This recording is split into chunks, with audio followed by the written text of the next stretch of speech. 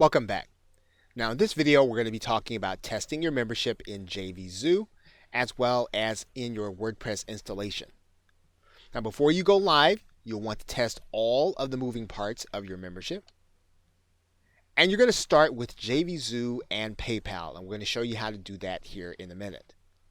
You're also going to want to verify that you get a member added to your user section.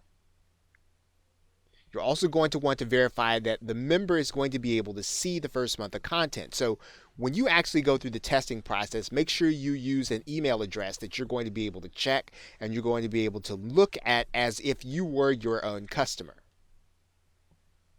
You'll then want to opt into your list and make sure you get the first autoresponder email, because that's going to be a good indication that you're going to get the other one in 30 days. Then use your new ID to try to find or access content that's not available to you. This will mean then that if you are using that new ID and you can't get to the other content, or you're blocked, or you can't find it for some reason, that means then that your customer will not be able to share your content without having paid for it. Now let's take a look at how you test in JVZoo.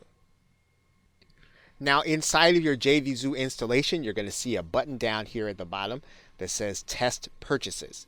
You're going to click that button, and then what you're going to do is to create a test purchase code. JVZoo is going to give you this link, and then you're going to be able to click this link, and then you're going to be able to walk through the entire process of a purchase at 1 penny. Now let's just click this link to see what it looks like.